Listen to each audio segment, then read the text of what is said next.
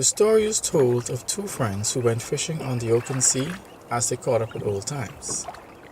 For several hours they enjoyed themselves, laughing, sharing old stories, drinking and eating, when they suddenly noticed that there was some water in the bottom of the boat at the level of their ankles. They looked frantically to see where the water was coming from, and uncovered a hole the size of a 50-cent piece just below the waterline.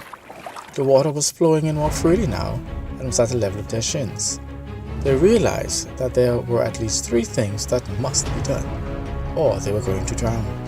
The hole must be plugged, the water must be bailed out, and they had to change position to get to safety.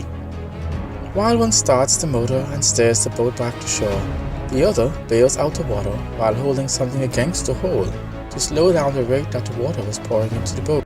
The task was arduous, but with sustained hard work, after a while, they noticed that the shore was much closer. By the time they had gotten back to land, the water level was down to 2 inches and the flow through the hole had subsided significantly. From the story, there are 3 main things that had to happen to solve the problem. First, the boat had to move from its present position to remove further risk. Second, the hole had to be plugged to prevent more water from coming into the boat. And third, the water had to be bailed out. Let's look at the parallel then. In this context, we will speak about non-communicable diseases in the Bahamas, or rising water. Non-communicable diseases and the associated complications, such as heart failure, heart attacks, kidney failure, stroke, and cancers, account for 7 of the top 10 defined causes of premature deaths in the country. The obesity rate was determined to be 49.2% in 2011. That means if you put 2 persons from the Bahamas in the room, one of them would have been obese, not just overweight, obese. And obesity is a major risk factor for many of the non-communicable diseases. In addition, the murder rate is climbing annually, with over 120 deaths last year alone. For the Bahamas, non-communicable diseases is the water in the boat. We have had a good time talking and eating and drinking and shooting the breeze while enjoying life. And now we look down and see that the water is at our shins. The Bahamas is about to capsize. What are we going to do? Using the solutions in the previous story as a template, there are at least 3 things we must do. First is to get the boat to safety. Change course, change focus. We cannot stand still. This means we cannot continue to focus on treating the disease.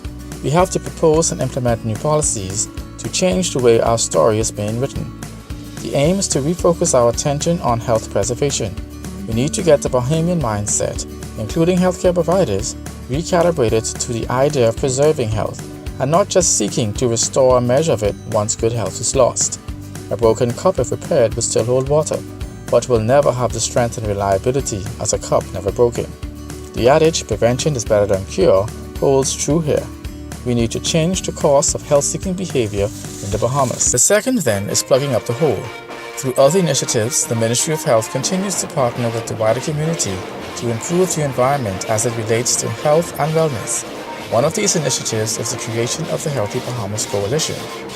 The Healthy Bahamas Coalition is an intersectoral body of about 50 government, private sector, civil society and faith-based organizations that have been formed to assist in the reduction of non-communicable diseases in the Bahamas.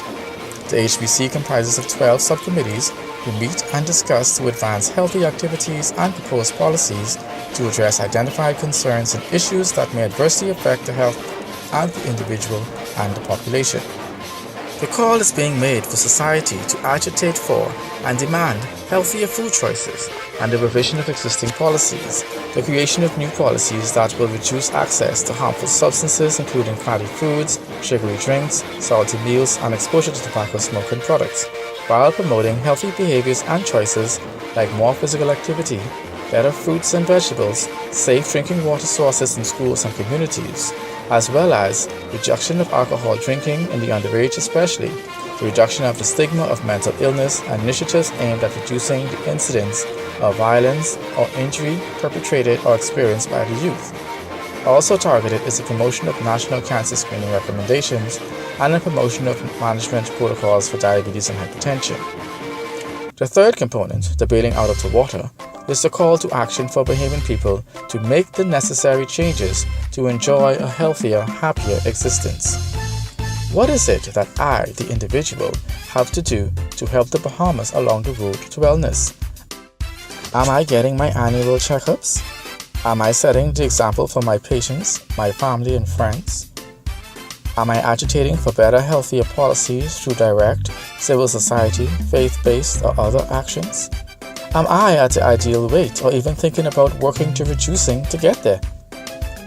Am I ensuring that my children, my nieces and nephews, other youth in my sphere of influence, the next generation of Bahamians, are exposed to the tools and knowledge that will empower them to keep the Bahamas healthy after we work to make it healthy in the next 10 to 15 years? I end here by restating that the task is arduous, but with sustained hard work, we will realize the goal of a healthier Bahamas if we work together in our circles and in the wider community to get there.